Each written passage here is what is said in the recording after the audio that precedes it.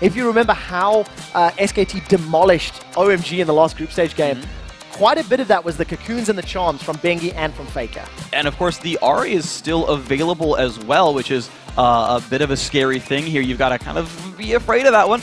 Of course, the Varus, not a surprising pick here at all for NL. He played basically Caitlyn and Varus the entire time in the last couple of months. So with the Caitlyn being stolen away there, I actually have to respect the early pick there from SKT. It kind of guarantees the other side. The Zyra being taken away is actually Mandu's most played support here at Worlds, who's going to have to take kind of a run down and probably play the Sona there himself. Well, we'll see how it works out for them. Faker is going to lock in that Ahri, making it to the third round of picks. A little bit non-traditional for what we're seeing on most of the games this tournament. We have been seeing a lot of priority on those single, assassin-type mid laners. And of course, for their jungle, it is going to be Vi. So we'll see Bengi on another very powerful ganking jungler once he hits that level 6. And that is really going to be a tricky thing here, because if we do see Maple go for Kassadin, he's notably weak pre-6.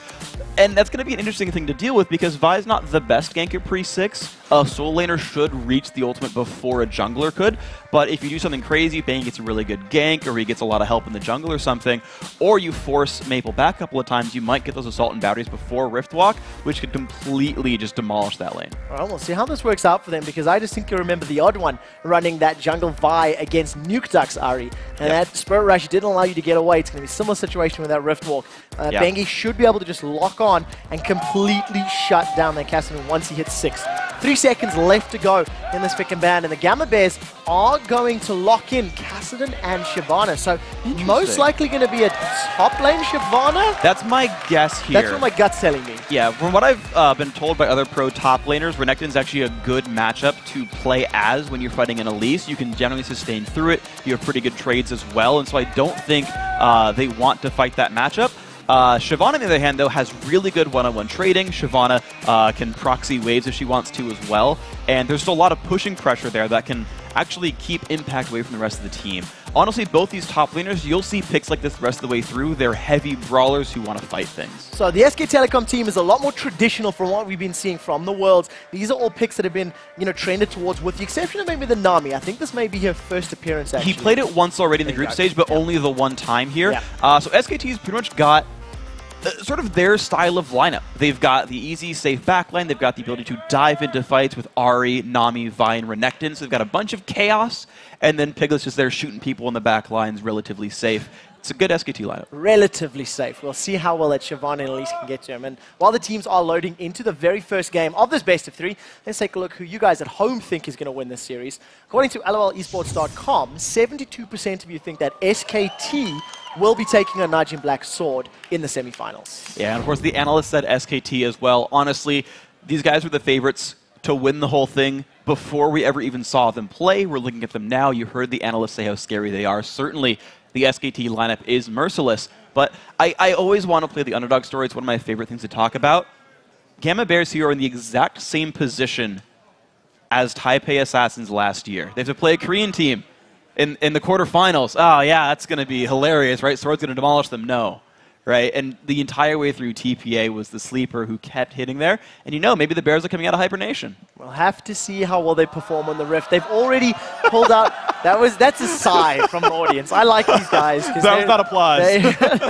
I definitely want to see how this composition is going to work out for them. We have seen a top lane Shyvana once this tournament already. Darian ran it against Fnatic, and I was not particularly impressed by it. You can see we are loading onto the Rift, ladies and gentlemen, for the third quarterfinal of Worlds. It's the Gamma Bears taking on SK Telecom T1. And we'll see how well this team comp works for them. We talked about how they're a little more difficult to scout, and we're already seeing a composition that we have not seen from them this weekend. All the crowd control is actually mostly coming from their duo lane.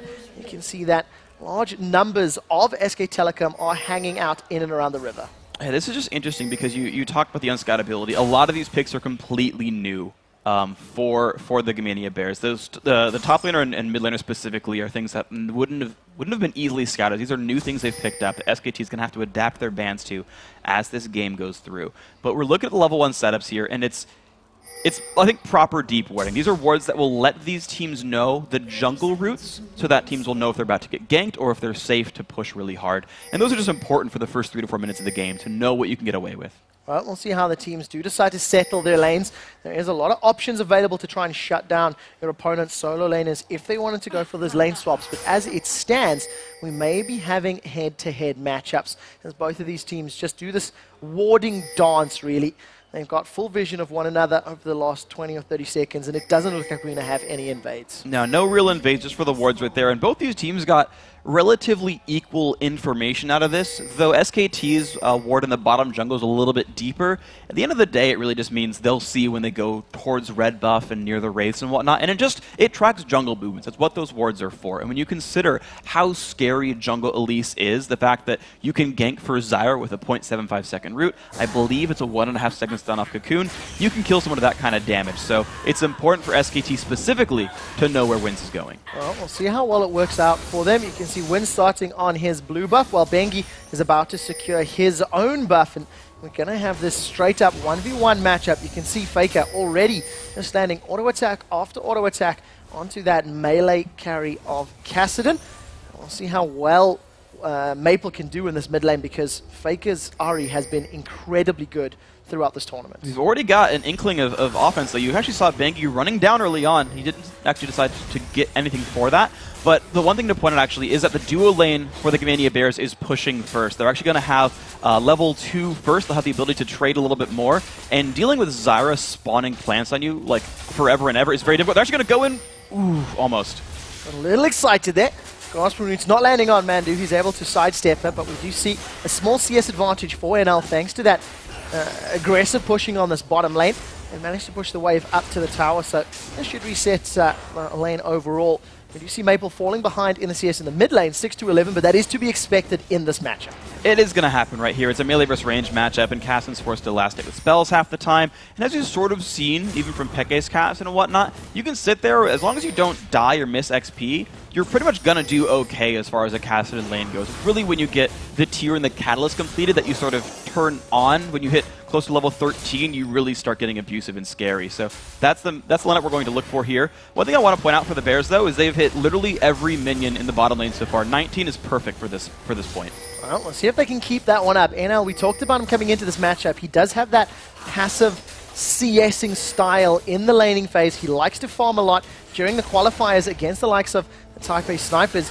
He was actually averaging about 10 CS a minute for the majority of that playoff bracket. So mechanically very strong, and he's on one of his most played AD carries. So pretty good start for them. We'll see if we can secure the kills, though, because that's what's really going to help them get objectives. And we still see the mid lane Maple falling behind on those CS numbers. One thing I am going to point out, though, as we kind of look through these lanes, though, is that ward control is in favor of the Bears at the bottom lane right here. There's like one ward and a brush, but if this lane ever resets, the Elise from Winds can sneak in and force a gank here. And Nami doesn't escape all that well. They could probably pick her up with grass roots in a cocoon.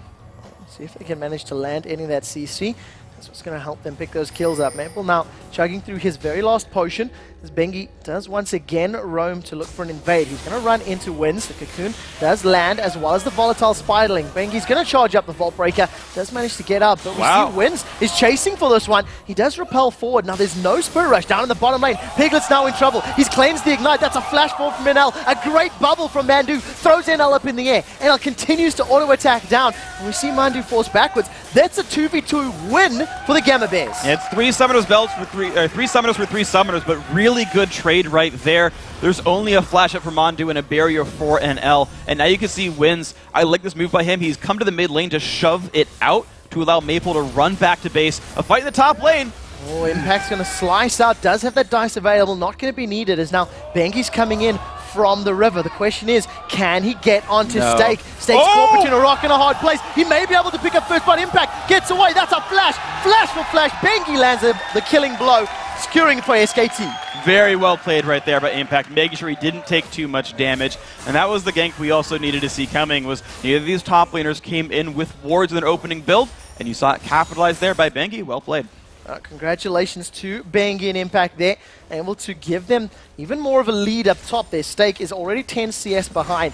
Thanks to Winds sort of babysitting that middle lane a little bit, Maple still holds on to that 10 CS deficit, and he's about to hit level 6, and once he's got that Rift Walk available, it's going to be much more difficult to catch him and lock him down. It looks like he'll hit that level 6 mark in time to survive into the major ganks, and we'll probably see him be okay. The other thing to point out, though, is that even though that bottom lane should have went well for the Bears, the one thing to point out, actually, is that they both went back to base and got the same items. Both AD carries have Vamp Scepter and Doran's Blade, so the CS lead doesn't mean much yet. Oh, take a look at this. NL and SwordArt going super aggressive, but now the bubble catches SwordArt out. We do see Piglet not going in for more auto attacks, but thanks to that bubble, they do trade relatively evenly. And Winds is looking for a counter gank here in this mid lane, expecting Faker to go in, but he won't jump into that minion wave, so this will take a while for anything to pay off for Winds. Oh, the charm does land, though. Maple gets the silence down. Faker still not used that Spirit Rush. They decide to continue fighting. Up in the top lane, Steak is actually doing very well in the 1v1 against Impact. However,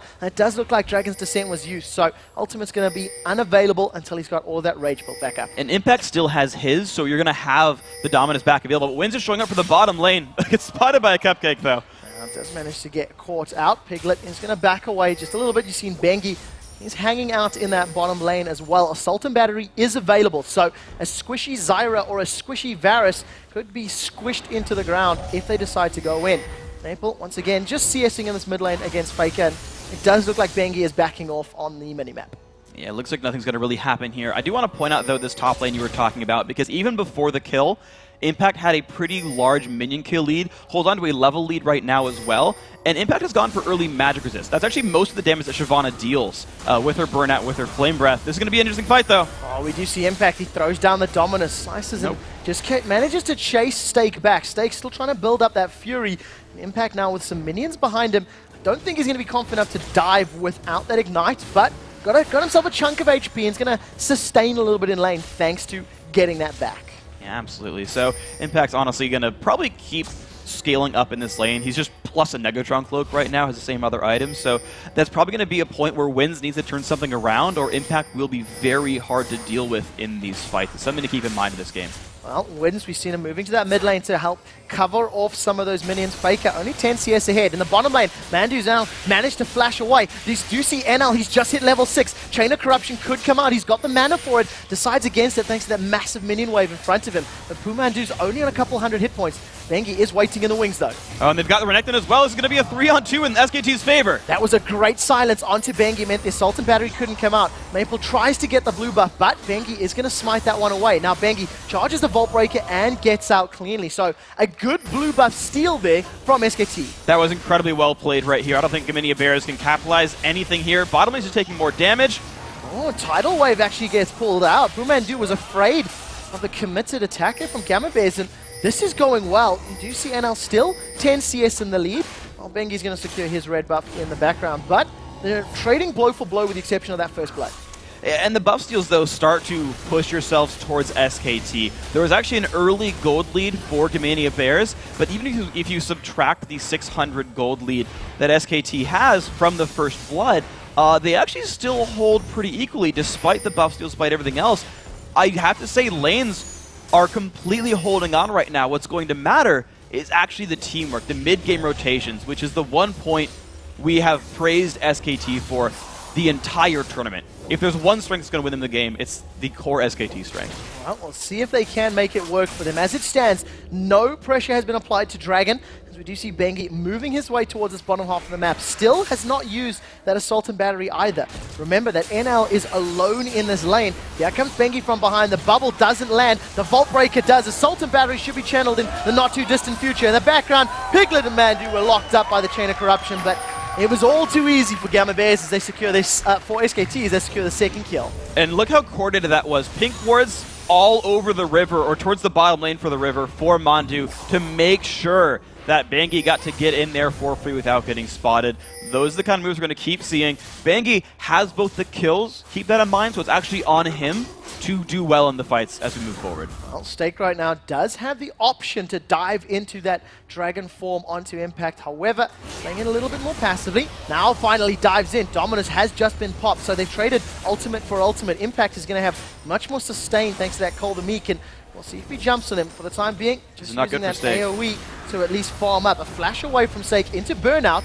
Decides to back away, a little afraid of Bengi's presence. Steak, no! Steak, why? Bengi's going to get this Bengi comes in, the red buff is busy sticking. Impact throws down the Ignite, plus the damage over time. That's a flash ball from Bengi to get the last auto attack, and kill number 3 for SK Telecom. Very well done. Bengi has all of them. Keep that in mind. In this mid lane, already almost going down. Faker doing a very good job in this matchup as well. You're seeing the game just start pushing more and more and more towards SKT's favor. Very good charm there onto Winds as well. Gets a lot of additional damage onto that jungle Elise. He's going to be forced to back away. I think the best he can to farm. Does have a 15 CS lead over Bengi, but it's 3 kills down, so there's a pretty big disparity there as far as gold available. Charm goes out once again, connecting with Maple. Maple actually goes in. This may be more than he should have chewed. Flashes out cleanly, afraid of the Salt and Battery, but wasn't available for Bengi to use. And it's worth pointing out that all the money that's gone into Bengi has been dumped into a very fast Oracles. I feel like he's going to live here. There's a fast Oracles and fast boots of mobility, so Bengi will keep finding openings like this, but has no combat stats, which is why you're seeing Winds do so well here. Well, Winds does a lot of damage, does force Bengi away. Bolt Break is out. He does get out cleanly. However, SwordArt is now caught. We do see the bubble lands. Tidal Wave follows as well. NL decides not to use that Chain of Corruption. Now, Dragon is still standing. Neither team has made a move for it. And as it stands, SKT are just accelerating ahead in the gold values. Already a 3,000 gold lead with only kills and CS on the board. That's very well done by them. And even though Bengi got forced out of lane, there's just not enough power on the map for the Bears right here. Their dual lanes are basically equal. They traded an ultimate for health, which is rather important in a team fight, and so even on what would be a 4v3, Bears can't go for these kind of moves. Well, if you see Piglet gets rooted up, takes a lot of damage. The Chain of Corruption doesn't connect. Once again, we see a Varus ultimate miss. I'm sure nobody in the audience has ever seen that before. And SK Telecom managed to get away. However, Gamma Bears have started Dragon. This is risky. They actually decided to go when Faker left instead of when Bengi left, so the Smite War could happen here. Now there's no Tidal Wave available. We do see Bengi with the Salt and Battery available. Does look like SKT are going to back away from this one, and Gamma Bears hold on to the goal difference as they secure the first Dragon of the game. That's very, very well done. We actually saw Steak pulling his way down the map partway until they realized SKT weren't looking to really engage in that battle, so Steak went back. But that matchup, these top lane bruisers were going to keep pushing against each other. You're seeing now a 20 minion kill lead grow for Impact, which is rather valuable. These guys are going to keep throwing their stats at each other, and Impact's going to have more of them. And as it stands right now, is nearing a 50 CS advantage for Faker in that mid lane. It was even for a very long time, but with Maple's tower going down and the inability to stay in that lane, he has lost significantly more CS, and of course it was picked up by Winds the times he was covering those lanes out. We do see that both Bengi and Faker are moving towards the bottom half of the map, so this could be a 4v3 in favor of SKT. And they've got pretty good ward coverage. You saw the Oracles, the pink ward's already used. They're going to be able to go into this one without getting spotted. Well, Winds is going to be around to counter gank and see if they can manage to pick up a kill before SKT get the numbers advantage. We talked about how Shyvana could do that sort of lane cutting. As it stands, Impact on Renekton is going behind the tower. Winds throws himself at Piglet. Chain of Corruption is not available. That looked like a flash forward. No, it wasn't. It was just a move there. Tidal Wave is going to slow all of the Gamma Bears. And SKT managed to get out with just the use of that Tidal Wave. And as Tax were going to the bottom lane, the blue buff has once again been stolen here by Bengi. Really good read there by the Vi player. And we've noticed now that Maple has not gotten a blue buff all game and is falling behind now 50 minions away from Faker. I don't think Faker has missed one of those charms yet. Every time we look at him applying damage to these mid lane towers, he's catching Maple out. He's catching Winds out. We'll have to see if it does result in kills. A 3-man Gamma Bears is now hammering away on this bottom tower. However, they're a little nervous about their HP bars and they back away. Piglet now with the CS advantage against NL. All of that early aggression hasn't worked out in Gamma Bears' favor. It really hasn't for these guys, unfortunately. The minion leads you're seeing grow and grow every single lane. The levels going up for them. And Bengi, of course, standing on pink wards, worrying in Oracles. Maple will not see this coming either. Well, we'll wait for the Assault and Battery. Is going to follow in. Here comes Faker. Maple tries to get away. He is going to get taken down. And that assault and battery just locking up Cassidy for too long. Not even he could escape it. Yeah, well played by Faker. He saved the charm until it was guaranteed. They knew their first attacks were going to miss thanks to Rift Walk, but once you get assault and battery, just one more push forward by Ahri, and they're going to have the lockdown. Well-executed gank. And honestly, this can just keep happening over and over again against Maple. SKT now approaching the 4,000 gold lead. They have 2 towers in their back pockets. They didn't secure the first dragon. I'm sure they'll be willing to fight for the next one as their power spike is a little bit higher. We see that Maple is sort of rushing that Rod of Ages right now. Decided to forego the likes of a TL or even a Chalice, as I've seen some Cassidon's build. So we'll have to keep our eyes on his itemization and see how it works out. NL forced back by the auto attacks of Piglets. And it's going to keep happening here, honestly. You're now starting to see the individual skill really stack up for SKT, and they're just controlling the game. And the thing is, they've never been the most hyper-aggressive team. They don't dive a lot. They'll gank you on your turn if it's there. Yeah. He does manage to cleanse out of that chain of corruption, and the rest of Gamania Bears, it was a bit of a half-hearted gank, but the chain did connect, and it did get the summoner spell. Yeah, so SKT, honestly, they're happy to play the control game. An aggressive control game, to be fair, well, they'll take anything that's there for them, but you've seen from the buff steals, from the turrets going down now, 2 of them so far, it's just going to be controlled aggression, rolling over the map here for SKT. For the Bears, they've got to learn how to actually make some plays. They've got Catalyst on Cassidy. He's spiked up. They can use him.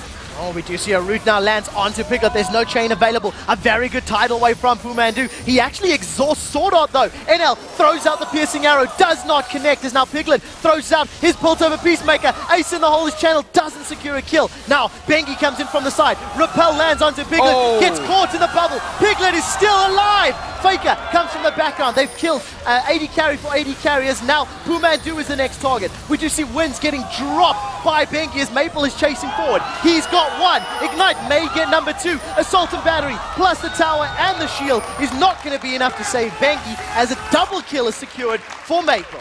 That was very, very good because that was the shutdown gold as well onto Bengi. So Maple just got massive. This is going to be a fun game for Cassidy. Look at this fight. So good barrier by NL keeps him alive. And Winds just has nice low cooldowns. Piglet just gets to be jumped on. Despite an amazing bubble there by Manju, Faker wastes every major cooldown and is now basically out of the fight. He's got to get over a wall with basically 1 dash left. And so he can't reach SwordArt anymore. And Maple just gets to be a Cassidy who's not getting bursted down. Cassidy's actual DPS very, very high, and just gets to take kill after kill after kill. Well, works in his favor, and now we'll see whether or not he can make it count. His Rod of Ages has just been completed. 2-1-0. He is 90 CS behind Faker right now, which is an incredible amount, and all of SKT's solo lanes are now starting to pull ahead. 177 to 142 for the top laners, 157 to 139 for their 80 carries. So SKT, even though they gave up a couple of kills, they still hold on to about 5,000 gold lead, and they're still looking very good for the next fights. And the gold is actually in a lot of really good plays for SKT as well. Impact is up about 1,400 gold over his lane opponent, so you're seeing like he has Spirit Blizzard versus the makings of a Sunfire Cape. Look at Faker, he's 1,600 gold up, despite Maple getting that double kill in the shutdown Muddy. And SKT, look at this. They do it with Baron a lot. They're doing this bait with Dragon to a certain extent, seeing if someone's want to look from the side. Instead, they'll just get free neutral objectives and continue to grow their gold lead. Yeah, we've talked about how Faker likes to just destroy support when he's on any of the assassins, and SKT pick up an uncontested Dragon. Nobody from Gamania Bears was brave enough to move in there. They didn't have any vision in the pit. I think they were going to be fully aware of SKT's positioning. Steak and Winds now trying to get some damage on this top lane tower, but Impact is going to respond in time and clears the wave with a couple of abilities.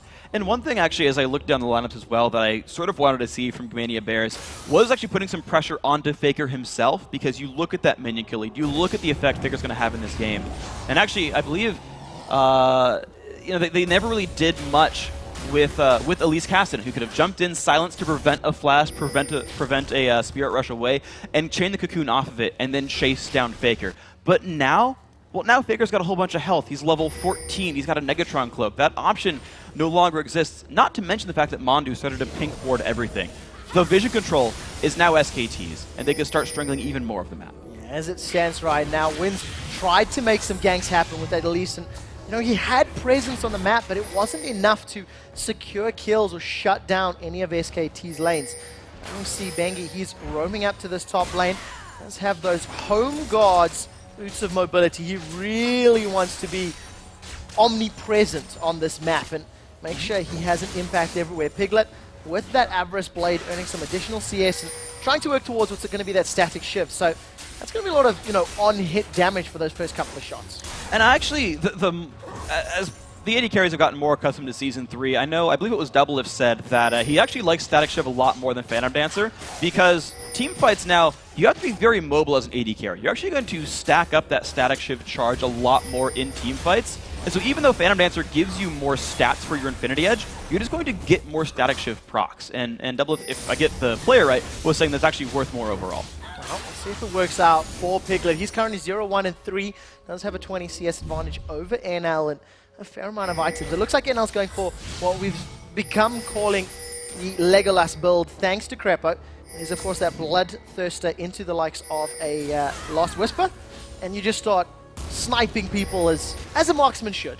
Yeah, you really should there. And honestly, NL's done a very good job of not dying much in fights. And here's going to be interesting.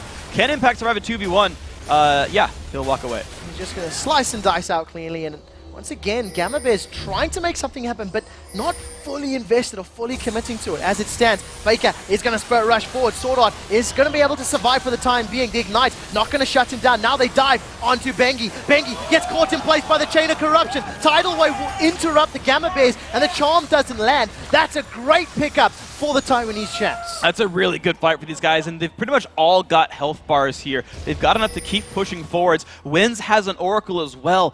With this 5v4, with pretty much no important ultis available for SKT, Gamania Bears could start taking over the map and get some ward coverage back here. Well, we'll see. As it stands, SKT not necessarily too afraid. Another good charm catches onto Winds, and that Orb of Deception melts his HP bar. But now, Gamma Bears are stacked up as 5. There's no chain or Stranglethorns. Maple's gone in. That's very brave. He flashes out instantly. Now Impact with Dominus. He's just diving the back line. Gamma Bears can't deal with that immensely tanky Renekton. Ace in the Hole is available for Channel, and that's a 4v5 that SKT won. Yeah, that was really well played by Impact specifically. 2 completed items there, just sat in the front line, taking damage while zoning out the back line himself and didn't allow any counterattack. There was an exhaust used by MonDu, but way more spent by the Bears, and you could just tell SKT are a stronger team right now. Well, Bengi right now is going to at least take out a bunch of those minions in the mid lane. Steak and Maple doing the best they can to hold onto this top inner turret. There is some decent AoE wave clear, but Steak's going to get into basically spellcast range of SKT, and he takes a lot of damage for doing it. NL defending this mid lane off. This SKT hold on to a 6,000 gold lead and look to set up some more vision control in the jungle of the Gamma Bears. Well, see if they can do it. I mean, honestly, SKT, this is their hallmark thing. This is the thing that makes SKT win games, is the fact that they just control vision so much. And I expect them to start doing this around Baron now. As items get completed, as their front line is tankier, you're going to see them be able to bait the Bears into trying to take Dragon, or trying to stop Baron, I should say, and getting caught. That's the likely play pretty soon for SKT. Well, we'll see how many vision wards they manage to pick up for themselves. You see that Last Whisper getting closer to being completed for NL. Zeal is the word I'm looking for, in the back pocket of Piglet, as well as a pickaxe. And we see Faker, he's got himself a Negatron Cloak as well as that BF Sword to go along with his Deathfire Grasp. So he was almost able to take out SwordArt on their last rotation, but the charm didn't land. So SwordArt was able to flash to safety, and that's really what allowed the Gamma Bears to pick up that frag onto Bengi. SKT, they stayed overextended. They were split up by the Stranglethorns. It was something that Gamma Bears will have to try to repeat in these coming fights. But here we go. There's the ward control. There's all the sweeps over on Baron. And let's see which option SKT goes for. They're going to hide in one of these brushes, and Gamania Bears has to do something to know what's going on. Well, the Death Bush has been created. They're now hiding around the corner. Steak is pretty tanky. Almost finished that Spirit Massage. Has a Sunfire Cape. And we'll see how well Gamma can handle this. Oh, Winds! Goodbye! Winds is just taken out, blown away by Faker's Aria, and that's going to allow SKT to secure this blue buff. There's no smite available, so we'll have to see if they want to go for what's going to be a pretty safe Baron. Yeah, there's no jungler, there's no smite steal even possible. None of these champions have individual spike abilities either. The thing is, SKT can always bait for another kill, but Gamania Bears has to realize that they can't stop Baron. They should just go for a turret or something instead. Well, we'll see what they decide to do. As it stands, they are once again grouped up as a 4-man, moving closer and closer. ManDu, can he land the bubble? Aqua Prism's being charged. He doesn't manage to connect in the background. Steak is still alive. Dragon's descent out. That's a great Stranglethorns. Will at least interrupt SKT Telecom. Bengi's the first victim of the fight, but it's soon going to be much more of the Gamma Bears down. That's a double kill for Impact as he continues to chase down. Another kill for Faker, and everybody but Winds is dead. Yeah, Winds is stuck in the base anyway. He's just coming out right now. It's a 4-for-1 battle, and you face-checked into a team with all their abilities up, man. Even with a Zyra ulti, there is just so much chase potential. Bengi sacrificing his life to lock down the back line. And what do you know? Faker landed a bunch of great charms, guaranteed the kills here. And now with 15 seconds, SKT can get an inhibitor and back to base. They're going to be able to secure this tower. They're going to bash away on this inhibitor. Piglet in the background has lost a little bit of HP. They decide to play it safe. The death timers are still fairly short. You can see all of Gamma's respawning. Here's a replay. Yeah, so they do then the charm onto Steak, deal a bunch of damage, get him out of the fight. That tidal wave hits everybody on the Bears, and it's just easy damage onto the back line. You can see how well SKT are able to chase down that max range charm on Maple. Was pretty important to make sure they got those last few kills, but that's what these guys can do. It's a very, very mechanically proficient team who set up that fight perfectly. Yeah, Faker does not miss those charms when they count. Manages to secure yet more kills. He's 3-0-4 as his Deathfire Grass completed. Now, the Gamma Bears are stacked up in this mid lane. NL is trying to apply damage on the tower. They've got Faker out. They are going to jump in. We do see Winds is the one that secures the killing blow. Now ManDu's the next target. They have not taken the tower out, as now we see that Piglet has come to defend. He does have red buff on, and he's putting a lot of hurt down as he's caught up. The silence goes out. He instantly cleanses it away. Bengi's on the retreat. Piglet's on the retreat, and the Gamma Bears are holding strong 5v3. Here comes Impact. Dominus is ticking. He's taking on 5 members of the Gamma Bears, and they don't have the bite. Ace in the hole, threading the needle. Tidal wave comes down, and the Gamma Bears are drowning under the pressure of SKT Telecom. Impact is still alive. He's been tanking up the Bears for 3 full minutes, and Impact finally backs away. 2 kills on the board for SKT. That becomes a 2-for-2 fight despite the free kill onto Faker, which was an excellent play to be completely fair, but that's what happened when Impact is huge. SKT said it would be on him to be important.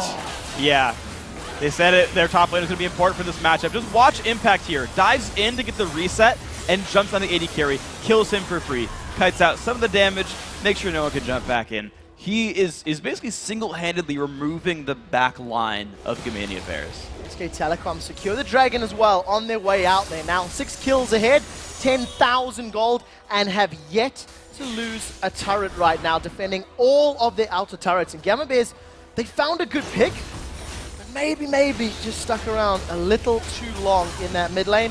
They're now falling even further behind. We do see that Piglet's got himself those Fira boots completed, and he's also working towards his last Whisper. The Gamma Bears needed to really choose one, because once they were all in, Impact wasn't in that fight yet, and they had time for a 5v4. The exhaust was used early on Maple before he cast any spells, and he didn't have to lose any damage by doing that. They get the catch on Bengi, but Bengi's really big. Yeah, there's a lot of tankiness there. He does have his locket available. Steak does get caught out on that Aqua Prism, but the first tower falls. Gamma Bears clawing back some of their gold difference. They're going to try. Honestly, getting some of these turrets is really nice, and a lot of that I think they were relying on Steak's Shyvana, who is hard to chase. She has a movement speed buff, she can jump really, really far in dragon form, but because Impact has won the 1v1 so well, because Faker is so huge, any one of those guys can just stop Steak's pushing whenever, and that's actually removing a lot of what would have been the Bears' mid lane pressure, is they don't have a real split pusher. It's not teleport Kassadin, it's ignite Kassadin. So no one gets to do anything by themselves here for the Bears. As it stands right now, SKT, they played the Baron game a couple minutes ago. It worked out in their favor, winning 2 team fights back-to-back. Now they are a little bit split up. In actual fact, though, Gamma Bears may be the ones that are in trouble. Dominus has been used by Impact. He's dove in. He's between 4. We'll see how much damage he can put down. The Stranglethorns is up. Instantly deleted is SwordArt, and Steak forced to retreat. They have caught Faker, though. They've traded mid laner for support. The Gamma Bears are not doing badly as Maple is retreating over on the background. But look at that Aqua Prism. That locks up NL. They managed to secure the kill. Impact and ManDu are chasing. Vault Breaker catches Winds. Now he's the next target as Piglet. It's going to 90 caliber over the wall. Doesn't get sight for Ace in the hole, but they trade 1 for 2.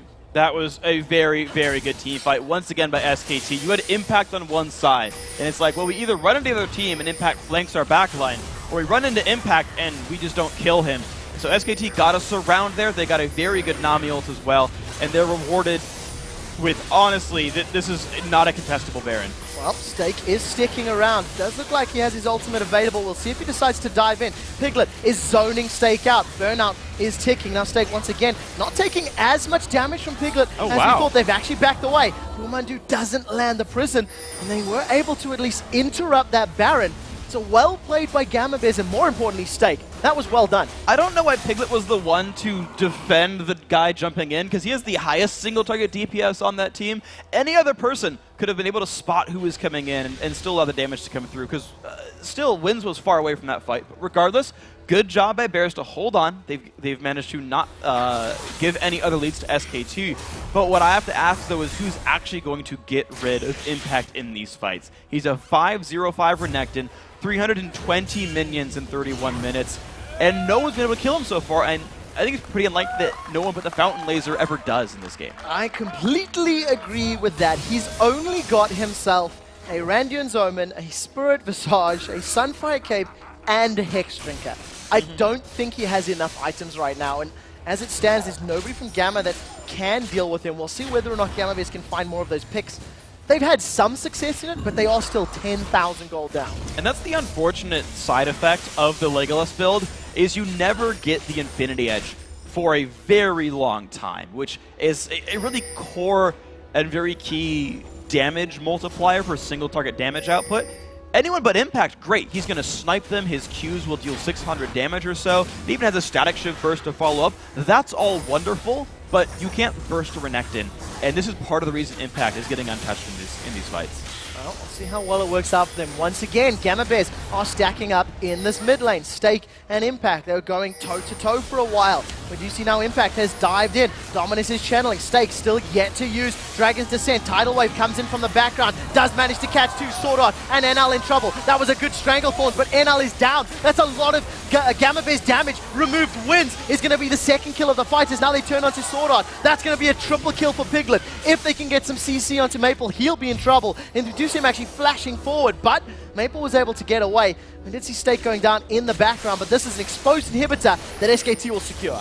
This is going to be a very, very easy win for these guys, and if they want, they really could go for Baron afterwards. The inhibitor goes down, they say, they're going we've for the got finish. Minions instead. They might be able to get this. There are minions pouring in from behind them. They land the charm. Maple is down. SKT Telecom all of a sudden decide to win a team fight, decide to close the game out, and the Gamma Bears are going to drop 0-1 in this best-of-3 series. This is a 33-minute game, and SKT are one Nexus away from being one of the top 4 teams in the World Championship here for Season 3.